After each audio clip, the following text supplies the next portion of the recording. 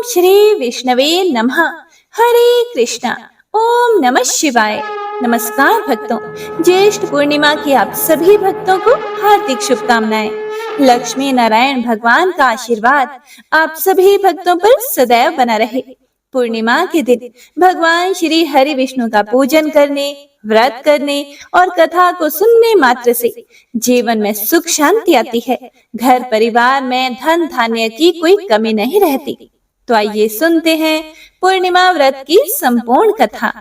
द्वापर युग में एक समय की बात है कि मैया यशोदा ने भगवान श्री कृष्ण से कहा कि हे कृष्ण, तुम सारे संसार के उत्पन्न करता, पोषक तथा संहार करता हो। आज कोई ऐसा व्रत मुझको कहो जिसके करने से मृत्यु लोक में स्त्रियों को विधवा होने का भय न रहे तथा यह व्रत सभी मनुष्यों की मनोकामनाएं पूर्ण करने वाला हो। श्री कृष्ण कहने लगे कि हे माता, तुमने अति सुंदर प्रश्न किया है। मैं तुमसे ऐसे ही व्रत को सविस्तार कहता हूँ। सौभाग्य की प्राप्ति के लिए स्त्रियों को 32 पूर्णमासियों का व्रत करना चाहिए। इस व्रत के करने से स्त्रियों को सौभाग्य संपत्ति मिलती है। यह व्रत अचल सौभाग्य देने वाला एवं भगवान शिव के प्रति मनुष्य मात्र की भक्ति को बढ़ाने वाला है। यह सुनकर यशोदा जी श्री कृष्ण से बोली, हे कृष्ण, सबसे पहले इस व्रत को मृत्यु लोक में किसने किया था और इसके विषय में भी मुझे विस्तार पूर्वक कहो। तब श्री कृष्ण जी कहने लगे कि हे माता, सुनो, इस पृथ्वी पर एक अत्यंत प्रसिद्ध राजा चंद्रहास से पालित अनेक प्रकार के रत्नों से परिपूर्ण कार्तिका नाम की एक नगरी थी। वहां पर एक धनेश्वर नाम का एक ब्राह्मण रहता था और उसकी पत्नी अति सुशीला रूपवती थी। दोनों ही उस नगरी में बहुत प्यार से रहते थे। घर में उसके धन धान्य की कोई कमी नहीं थी।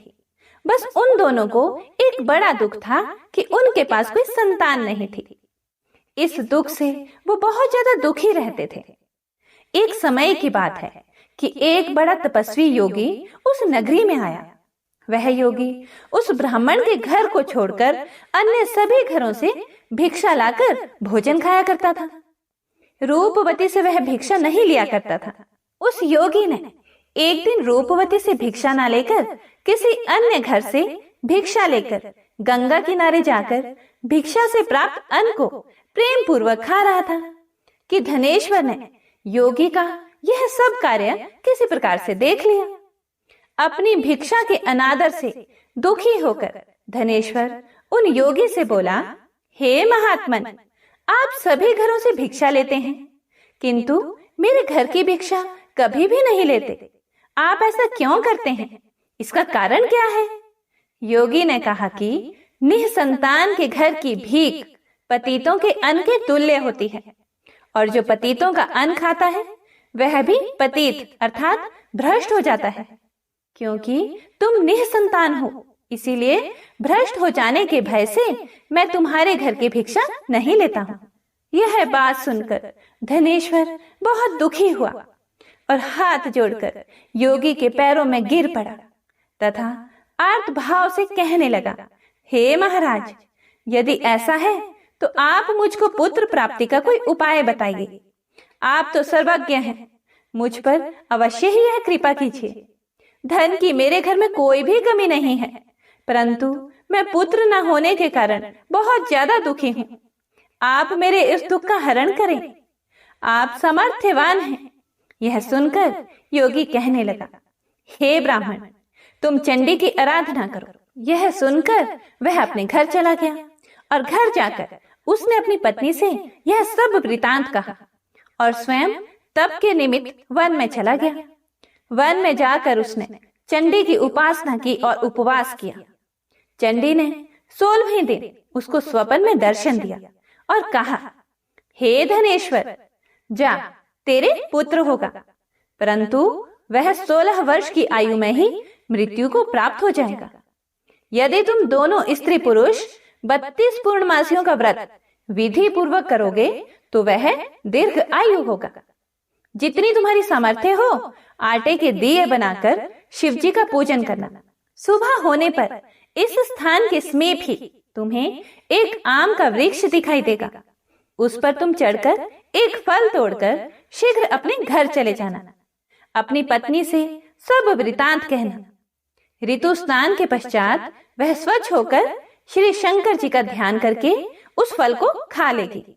तब शंकर भगवान की कृपा से उसको गर्भ हो जाएगा। जब वह ब्राह्मण सुबह उठा तो उसने उस स्थान के पास ही एक आम का वृक्ष देखा, जिस पर एक अत्यंत सुंदर आम का फल लगा हुआ था।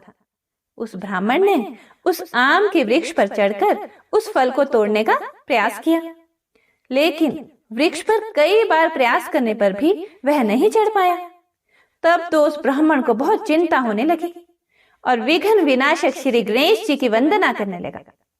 हे दयानिधे, अपने भक्तों के विघ्नों का नाश करके उनके मंगल कार्यों को करने वाले, दुष्टों का नाश करने वाले, रिद्धि सिद्धि के देने वाले, आप मुझ पर कृपा करके इतना बल दें कि मैं अपने मनोरथ को पूर्ण कर सकूं।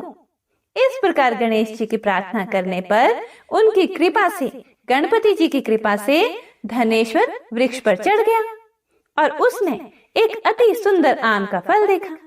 उसने विचार किया कि जो वरदान से फल मिला था वह यह है और कोई फल दिखाई नहीं देता। उस धनेश्वर ब्राह्मण ने जल्दी से उस फल को तोड़कर अपनी पत्नी को लाकर दे दिया और उसकी पत्नी ने अपने पति के कहे अनुसार उस फल को खा लिया और वह गर्भवती हो गई। देवी जी की असीम कृपा से उसे एक अत्यंत सुंदर पुत्र उत्पन्न हुआ, जिसका नाम उन्होंने देवी दास रखा। माता पिता के हर्ष और शोक के साथ वह बालक शुक्ल पक्ष के चंद्रमा की भांति अपने पिता के घर में बढ़ने लगा।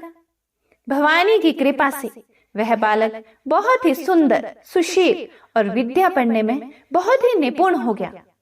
दुर्गा जी की आज्ञा अनुसार उसकी माता ने 32 पूर्णमासी का व्रत रखना शुरू कर दिया, जिससे उसका पुत्र बड़ी आयु वाला हो जाए। जैसे ही उनके पुत्र देवीदास को 16वां वर्ष लगा तो उनके माता पिता को बड़ी चिंता हो गई कि कहीं उनके पुत्र की इस वर्ष मृत्यु न हो जाए। इसीलिए उन्होंने अपने मन में विचार किया कि यदि यह दुर्घटना उनके सामने हो गई तो वे कैसे सहन कर सकेंगे।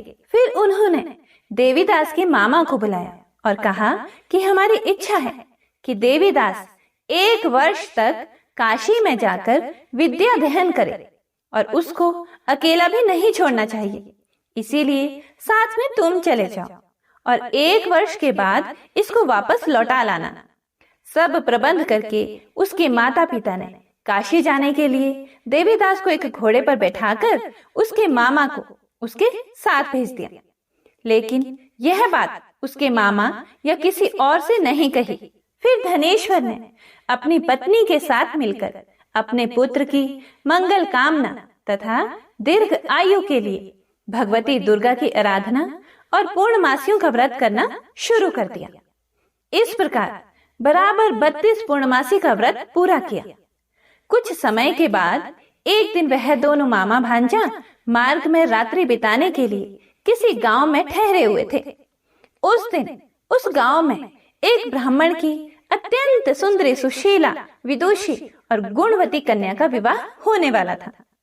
जिस धर्मशाला के अंदर वर और उसकी बारात ठहरी हुई थी, उसी धर्मशाला में देवीदास और उसके मामा भी ठहरे हुए थे।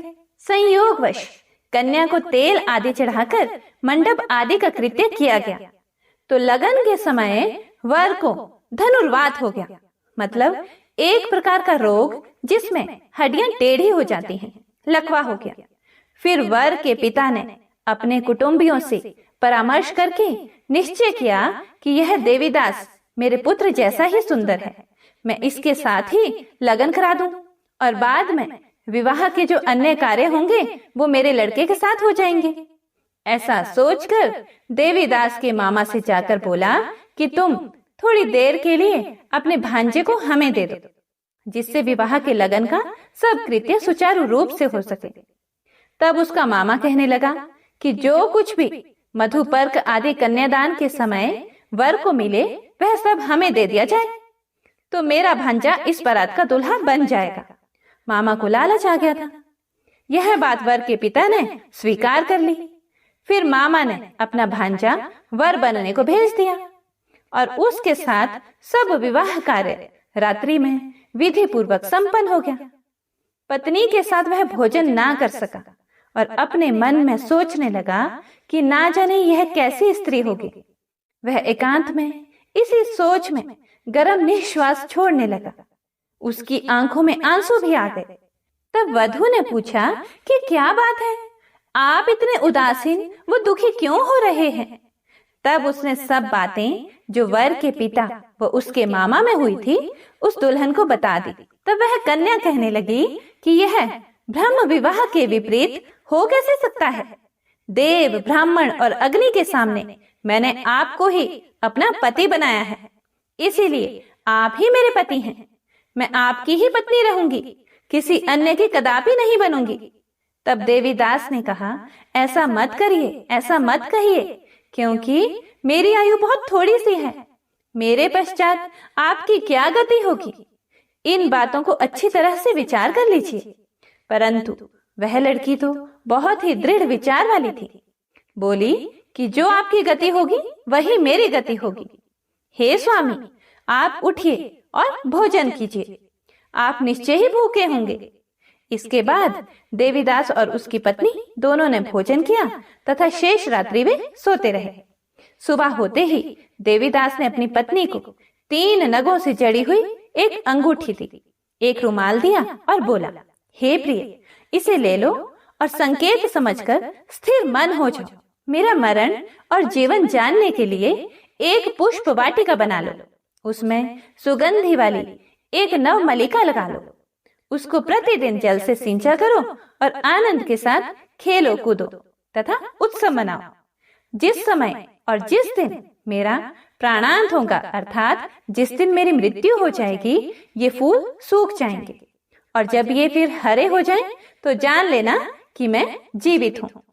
यह बात निश्चय करके समझ लेना, इसमें कोई भी संशय नहीं है। यह समझाकर वह चला गया। सुबह होते ही वहां पर गाजे बाजे बजने लगे और जिस समय विवाह के कार्य समाप्त करने के लिए वर तथा सब बाराती मंडप में आए, तो कन्या ने वर को भली प्रकार से देखकर अपने पिता से कहा कि यह मेरा पति नहीं है। मेरा पति वही है जिसके साथ रात्रि में मेरा पाणी ग्रहण हुआ था। इसके साथ मेरा विवाह नहीं हुआ है। यदि यह वही है तो बताएं कि मैंने इसको क्या दिया। मधुपर्क और कन्यादान के समय जो मैंने भूषण आदि दिए थे उन्हें दिखाएं तथा रात में मैंने क्या गुप्त बातें कही थी वह सब मुझे सुनाएं। पिता ने उसके कहे अनुसार वर को बुलवाया। कन्या की यह बातें सुनकर वह कहने लगा कि मैं तो कुछ भी नहीं जानता। इसके पश्चात लज्जित होकर वह अपना समूह लेकर वहां से चला गया और सारी बारात भी अपमानित होकर वहां से लौट गई। भगवान श्री कृष्ण बोले, हे माता, इस प्रकार देवीदास काशी विद्या अध्ययन के लिए चला गया।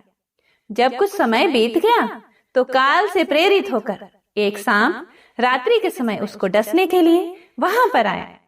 उस विषधर के प्रभाव से उसके शयन का स्थान चारों ओर से विष की ज्वाला से विषैला हो गया, लेकिन व्रतराज के प्रभाव से उसको काटने ना पाया, क्योंकि पहले ही उसकी माता ने 32 पूर्णिमा का व्रत कर रखा था। इसके बाद मध्याह्न के समय स्वयं काल वहां पर आया और उसके शरीर से उसके प्राणों को निकालने की कोशिश करने लगा, जिससे वह मूर्छित होकर पृथ्वी पर गिर पड़ा। भगवान की कृपा से उसी समय पार्वती जी के साथ श्री शंकर जी वहां पर आ गए। उसको मूर्छित दशा में देखकर पार्वती जी ने भगवान शंकर से प्रार्थना की कि हे महाराज, इस बालक की माता ने पहले 32 पूर्णिमा का व्रत किया था, जिसके प्रभाव से हे भगवान आप इसको प्राण दे दें। भवानी के कहने पर भक्त वत्सल भगवान श्री शिव जी ने उसको प्राण दान दे दिया। इस व्रत के प्रभाव से काल को भी पीछे हटना पड़ा और देवीदास स्वस्थ होकर बैठ गया। उधर उसकी पत्नी उसके काल की प्रतीक्षा किया करती थी। जब उसने देखा कि उस पुष्प वाटिका में पत्र पुष्प कुछ भी नहीं रहे तो उसको अत्यंत आश्चर्य हुआ। और जब वह वैसे ही हरी भरी हो गई तो वह जान गई कि वह जीवित हो गए हैं। यह देखकर वह बहुत खुश मन से अपने पिता से कहने लगी कि पिताजी, मेरे पति जीवित हैं, आप उनको ढूंढिए। जब 16वां वर्ष व्यतीत हो गया तो देवीदास भी अपने मामा के साथ काशी से चल दिया। इधर उसे ससुर उसको ढूंढने के लिए अपने घर से जाने वाले ही थे कि वह दोनों मामा भांजा वहां पर आ पहुंचे। उसको आया देखकर उसका ससुर बड़ी प्रसन्नता के साथ अपने घर में ले गया। उस समय नगर के निवासी भी वहां इकट्ठे हो गए और सब ने निश्चय किया कि अवश्य ही इसी बालक के साथ इस कन्या का विवाह हुआ था। उस बालक को जब कन्या ने देखा तो उसने पहचान लिया और कहा कि यह तो वही है जो संकेत करके गए थे। उसके बाद सभी कहने लगे कि भला हुआ जो यह आ गया, और सब नगरवासियों ने बहुत खुशियां मनाई, आनंद मनाया। कुछ दिन के बाद देवीदास अपनी पत्नी और मामा के साथ अपने ससुर के घर से बहुत सा उपहार आदि लेकर अपने घर के लिए प्रस्थान कर दिया। जब वह अपने गांव के निकट आया तो कई लोगों ने उसको देखकर उसके माता पिता को पहले ही जाकर खबर दे दी कि तुम्हारा बेटा देवीदास अपनी पत्नी और मामा के साथ आ रहा है। ऐसा समाचार सुनकर पहले तो उन्हें विश्वास ही नहीं हुआ, लेकिन जब और लोगों ने भी आकर उनकी बात का समर्थन किया तो उनको बड़ा आश्चर्य हुआ। लेकिन थोड़ी देर में देवीदास ने आकर अपने माता पिता के चरणों में अपना सिर रखकर प्रणाम किया और उसकी पत्नी ने अपने सास ससुर के चरणों को स्पर्श किया। तो माता पिता ने अपने पुत्र और पुत्र वधू को अपने हृदय से लगा लिया और दोनों की आंखों में प्रेम के आंसू बह गए। अपने पुत्र और पुत्र वधू के आने की खुशी में धनेश्वर ने बड़ा भारी उत्सव किया और ब्राह्मणों को भी बहुत सा दान दक्षिणा देकर प्रसन्न किया। श्री कृष्ण जी कहने लगे कि इस प्रकार धनेश्वर 32 पूर्णिमाओं के व्रत के प्रभाव से पुत्रवान हो गया। जो भी स्त्रियां इस व्रत को करती हैं वे जन्म जन्मांतर में वैधव का दुख नहीं भोगती और सदैव सौभाग्यवती रहती हैं। यह मेरा वचन है, इसमें कोई भी संदेह नहीं मानना। यह व्रत पुत्र पौत्रों को देने वाला तथा संपूर्ण मनोकामनाओं को पूर्ण करने वाला है। 32 पूर्णिमाओं के व्रत करने से व्रती की सब इच्छाएं भगवान शिव की कृपा से पूर्ण हो जाती हैं। हे प्रिय भक्तों, तो आइए अब सुनते हैं वट पूर्णिमा अर्थात वट सावित्री व्रत की कथा। मान्यता के अनुसार आज के दिन इस व्रत कथा को पढ़ने सुनने से वैवाहिक जीवन सुखी रहता है और जीवन साथी की असमय मृत्यु का भय भी दूर होता है। पौराणिक कथा के अनुसार प्राचीन समय में भद्र देश में अश्वपति नाम के एक राजा राज्य करते थे। धन और वैभव से परिपूर्ण होने पर भी वे संतान न होने की वजह से बहुत ही दुखी रहते थे। राजा ने पंडितों की सलाह से पुत्र प्राप्ति के लिए सावित्री अर्थात गायत्री की आराधना की। उन्होंने संतान की प्राप्ति के लिए अनेक यज्ञ किए। पूरे मंत्रोच्चारण के साथ प्रतिदिन 1 लाख आहुतियां दी। 18 वर्षों तक यह क्रम जारी रहा।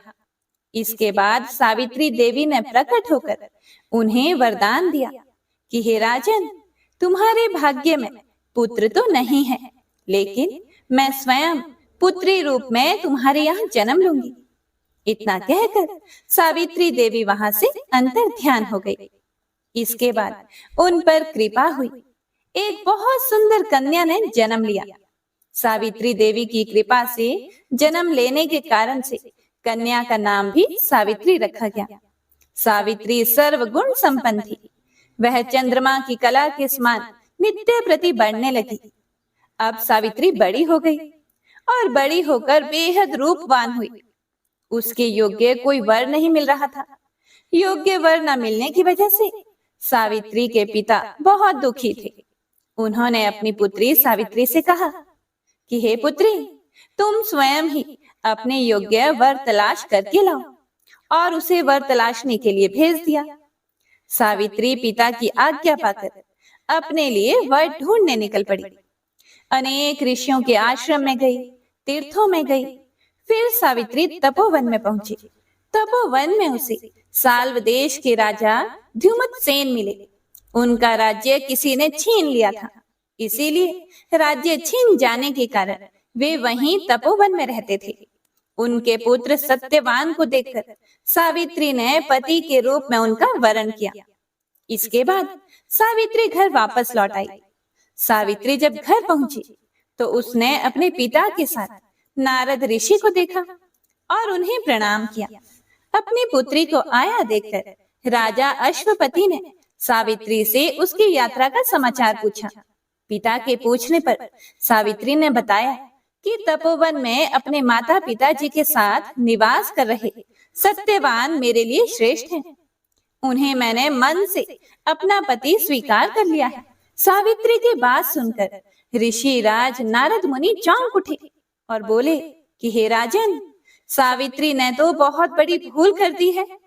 यह सुनकर अश्वपति राजा चिंतित हो गए और बोले कि हे देव ऋषि नारद, सत्यवान में ऐसा कौन सा अवगुण है?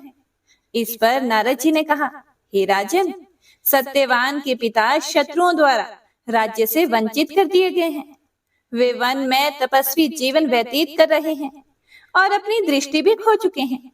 हे राजन, सत्यवान बड़ा ही गुणवान है, धर्मात्मा है और बलवान भी है।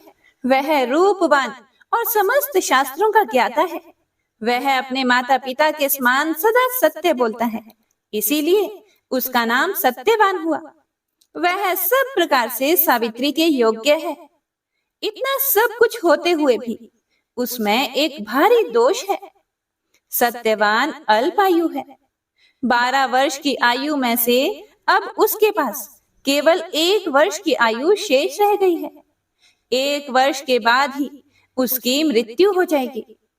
ऋषि राज नारद की बात सुनकर राजा अश्वपति घोर चिंता में डूब गए और सोचने लगे कि नारद के वचन कभी भी मिथ्या नहीं हो सकते। फिर राजा ने सावित्री से कहा कि पुत्री, तुम्हें किसी और को अपना जीवन साथी बनाना चाहिए। सावित्री ने उनसे इसका कारण पूछा तो राजा ने कहा कि हे पुत्री, तुमने जिस राजकुमार को अपने वर के रूप में चुना है वह अल्पायु है, इसीलिए तुम्हें किसी और को अपना जीवन साथी बनाना चाहिए। इस पर सावित्री ने कहा कि हे पिताजी, आर्य कन्याएं अपने पति का एक बार ही वरण करती हैं, राजा एक बार ही आज्ञा देता है और पंडित एक बार ही प्रतिज्ञा करते हैं और कन्यादान भी एक ही बार किया जाता है। सावित्री हट करने लगी और बोली, मैं सत्यवान से ही विवाह करूंगी। जब सावित्री नहीं मानी तब राजा अश्वपति ने सावित्री का विवाह सत्यवान से ही करवा दिया। वन में रहते हुए अत्यंत कष्ट पाकर भी सावित्री अपने नेत्रहीन सास ससुर और पति की सेवा में लगी रहती। नारद जी के कहे अनुसार जब पति के मरण काल का समय पास आया तब पतिव्रता और धर्मपरायणा सावित्री ने अपने ससुर से आज्ञा लेकर त्रिरात्रि व्रत का अनुष्ठान किया। चौथे दिन आने पर जब सत्यवान ने लकड़ी, फूल और फल लाने के लिए जंगल की ओर प्रस्थान किया तब सावित्री भी सास ससुर से आज्ञा लेकर दुखी मन से अपने पति के साथ उस भयंकर वन में चली गई। नारद जी के वचनों का ध्यान करके मन में अपार कष्ट रहने पर भी उसने अपने इस भय को पति के सामने उजागर नहीं होने दिया। पति का मन बदलने के लिए वह झूठ मूठ उस वन के वृक्षों और पशु पक्षियों के बारे में पूछताछ करती रहती।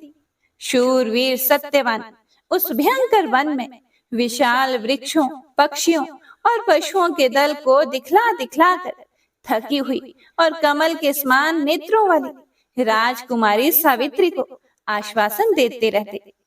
इस प्रकार से कुछ समय बीतने पर सत्यवान ने कहा कि हे सावित्री, मैं फूलों को एकत्रित कर चुका और तुम भी फूलों को चुन चुकी हो, लेकिन अभी ईंधन के लिए लकड़ी का तो कोई प्रबंध ही नहीं हुआ। इसीलिए तुम इस वट वृक्ष की छाया में बैठकर थोड़ी देर के लिए प्रतीक्षा करते हुए विश्राम कर लो। सावित्री बोली कि हे प्राणनाथ, जैसा आप कहेंगे मैं वैसा ही करूंगी, लेकिन आप मेरी आंखों के सामने से दूर मत जाइएगा, क्योंकि मैं इस घने जंगल में डर रही हूँ। सावित्री के ऐसा कहने पर सत्यवान उसके सामने ही कुछ दूरी पर लकड़ियां काटने लगा। लकड़ियां काटते हुए अचानक सत्यवान के सिर में पीड़ा हुई। पीड़ा से व्याकुल होकर अपनी पत्नी के पास आकर वे बोले, सावित्री, इस परिश्रम से तो मेरे सिर में बहुत अधिक पीड़ा हो रही है। ऐसा लग रहा है कि जैसे मैं अंधकार में जा रहा हूँ। इस समय मैं तुम्हारी गोद में सिर रखकर सोना चाहता हूँ।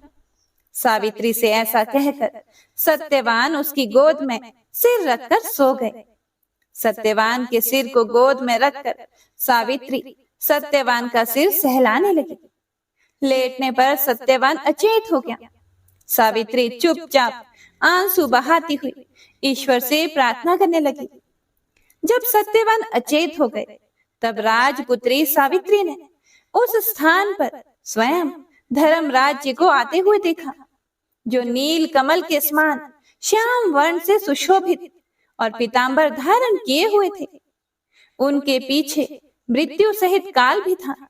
सावित्री बोली कि हे महाराज, आप कौन हैं? यमराज ने उत्तर दिया कि हे सावित्री, मैं यमराज हूँ और तुम्हारे पति के प्राण हरने आया हूँ। सावित्री बोली कि हे प्रभु, सांसारिक प्राणियों को लेने तो आपके दूत आते हैं, ऐसा क्या कारण है कि आज आप स्वयं आए हैं? यमराज ने उत्तर दिया कि सावित्री, सत्यवान धर्मात्मा तथा गुणों का सागर है। मेरे दूत इन्हें ले जाने योग्य नहीं है, इसीलिए मुझे स्वयं आना पड़ा। फिर धर्मराज जी ने सत्यवान के शरीर से अंगूठे के नाप वाले पुरुष को पाश में बांधकर अपने अधीन कर लिया और उसे खींचकर बड़ी तेजी से दक्षिण दिशा की ओर प्रस्थान किया। पति को प्राण रहित देखकर सावित्री जाते हुए धर्मराज जी के पीछे पीछे चलने लगी और कांपते हुए हृदय से अपने दोनों हाथ जोड़कर उनसे बोली, माता की भक्ति से इस लोक, पिता की भक्ति से मध्यम लोक और गुरु की भक्ति से ब्रह्म लोक की प्राप्ति होती है। जो इन तीनों का आदर करता है, उसने तो सभी धर्म का पालन कर लिया। जिसने इन तीनों का आदर नहीं किया, उसके लिए तो किए हुए समस्त पुण्य कार्य भी निष्फल हो जाते हैं। पुरुष के सारे कर्म माता पिता और गुरु, इन्हीं तीनों में समाप्त हो जाते हैं।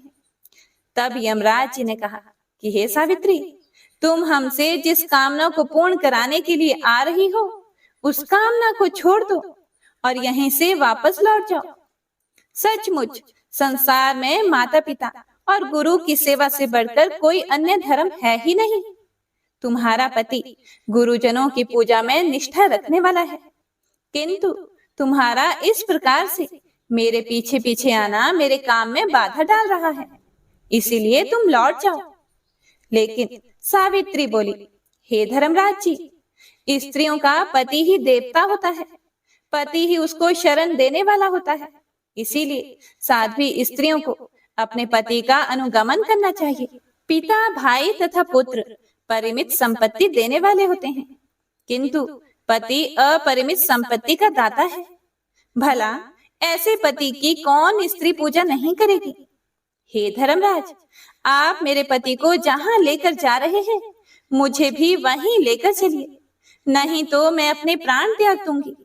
तब यमराज जी ने कहा कि हे पतिव्रता, मैं तुम पर बहुत प्रसन्न हूँ, इसीलिए सत्यवान के प्राणों को छोड़कर तुम कोई और वरदान मांग लो और देर मत करो।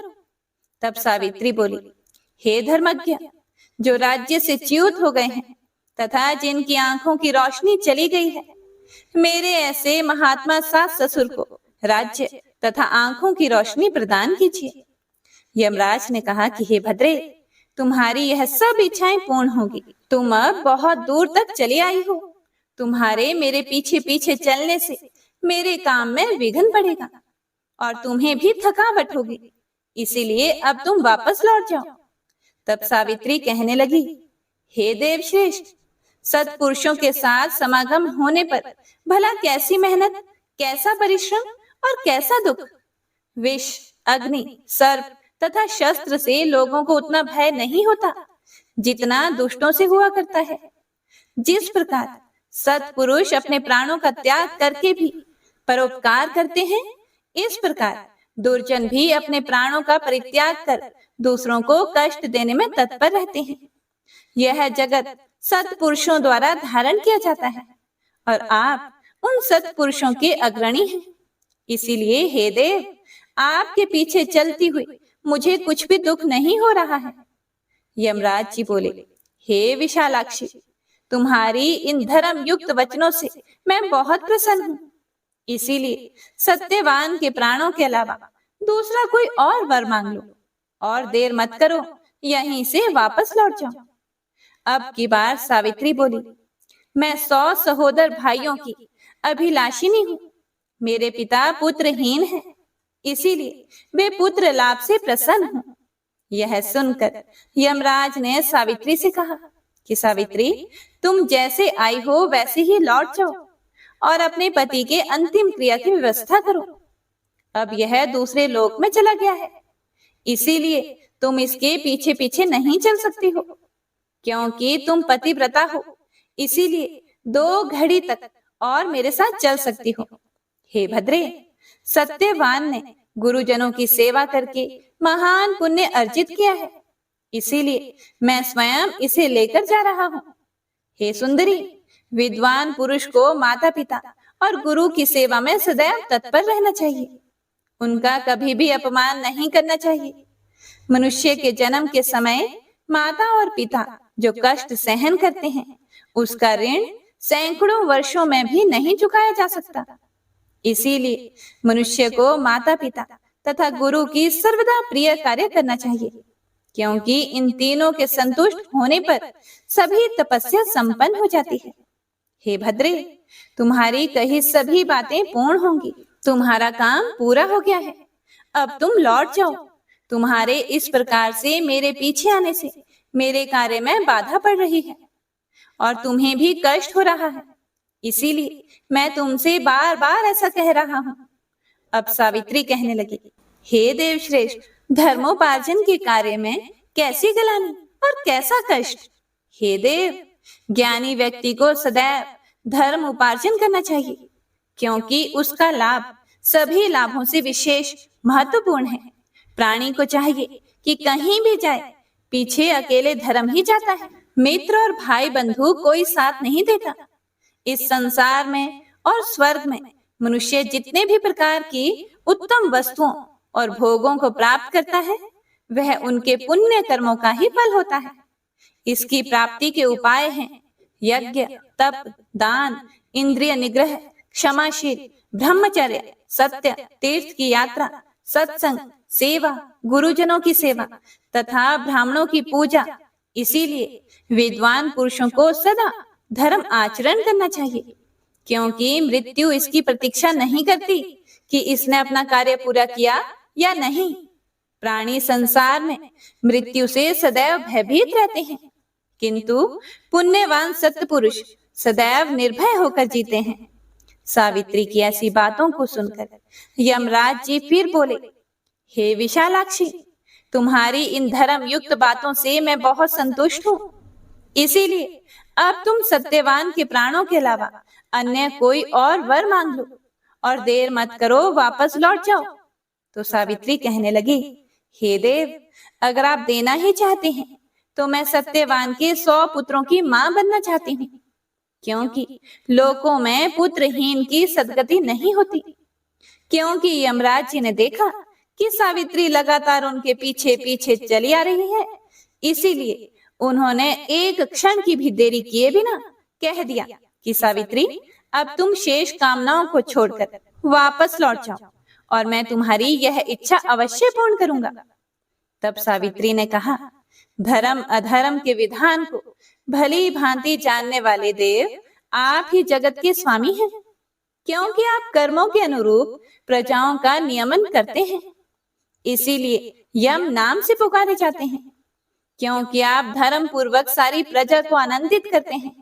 इसीलिए लोग आपको धर्मराज नाम से पुकारते हैं। मरने पर लोग अपने सत असत दोनों प्रकार के कर्मों को आगे रखकर आपके पास जाते हैं। इसीलिए आप मृत्यु कहलाते हैं। सभी प्राणियों के क्षण काल आदि से समय की आप गणना करते रहते हैं। इसीलिए तत्वदर्शी लोग आपको काल नाम से पुकारते हैं। देवताओं में श्रेष्ठ हे धर्मराज जी, आपकी शरण में आई हुई मुझ दुखिया की रक्षा कीजिए। और अभी अभी आपने मुझे सत्यवान के 100 पुत्रों की मां होने का आशीर्वाद प्रदान किया है और आप मेरे पति को लेकर जा रहे हैं। मैं पतिव्रता स्त्री हूँ। ऐसे में मैं अपने पति के बिना 100 पुत्रों की मां कैसे बन सकती हूँ? तब यमराज जी बोले, हे धर्मज्ञ, मैं तुम्हारी स्तुति और भक्ति से संतुष्ट होकर तुम्हारे पति सत्यवान को मुक्त कर दिया है। अब तुम सफल मनोरथ होकर वापस लौट जाओ। यह सत्यवान तुम्हारे साथ 500 वर्षों तक राज्य सुख भोग कर अंतकाल में स्वर्ग लोक जाएगा और सत्यवान तुम्हारे गर्भ से 100 पुत्रों को भी उत्पन्न करेगा। वे सब के सब देवताओं के समान तेजस्वी और क्षत्रिय राजा होंगे। ऐसा कहकर यमराज जी सत्यवान को छोड़कर काल तथा मृत्यु के साथ वहीं अदृश्य हो गए। इसके बाद पतिव्रता सावित्री वहां से जिस मार्ग से गई थी उसी मार्ग से लौटकर उस स्थान पर आई जहां सत्यवान का मृत शरीर पड़ा हुआ था। तब सावित्री पति के नजदीक जाकर उनके सिर को अपनी गोद में रखकर पहले की तरह ही बैठ गई।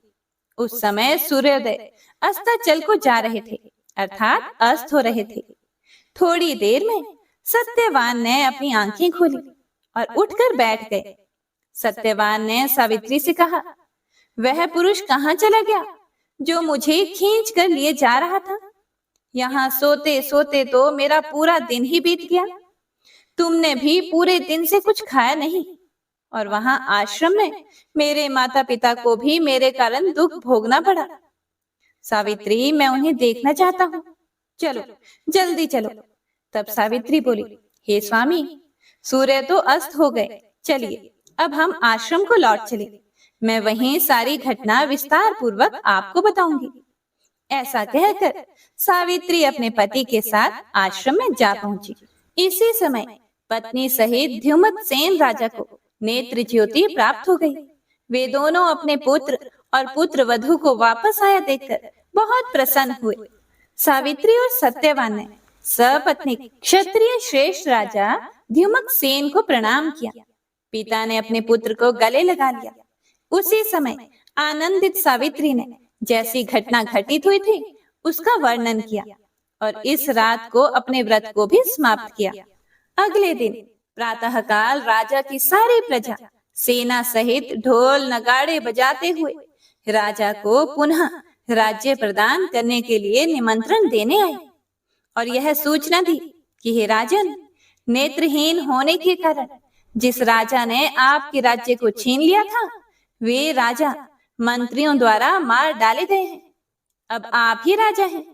यह सुनकर राजा द्युमत सेन सेना के सहित वहां गए और धर्मराज जी की कृपा से पुनः अपने राज्य को प्राप्त कर लिया और समय आने पर सावित्री 100 पुत्रों की मां भी बनी। इस प्रकार पतिव्रता सावित्री ने अपने पितृपक्ष पति पक्ष दोनों का उद्धार किया और मृत्यु के पाश में बंधे हुए अपने पति को भी मुक्त कराया। इसीलिए मनुष्यों को सदा साध्वी स्त्रियों की देवियों के समान पूजा करनी चाहिए, क्योंकि उनकी कृपा से ही ये तीनों लोक स्थित हैं। जो भी भक्त सत्यवान सावित्री की इस कथा को नित्य सुनता है वह सभी प्रयोजनों में सफलता प्राप्त करके सुख का अनुभव करता है, कभी भी दुख का भागी नहीं होता। और जो भी सुहागिन महिला इस कथा को प्रेम पूर्वक सुनती है और सुनाती है उसके पति पर आया हुआ संकट काल टल जाता है और उसके पति की दीर्घ आयु होती है। तो प्रेम से बोलिए, धर्मराज जी की जय, सत्यवान सावित्री की जय। हरे कृष्णा। ओम नमः शिवाय।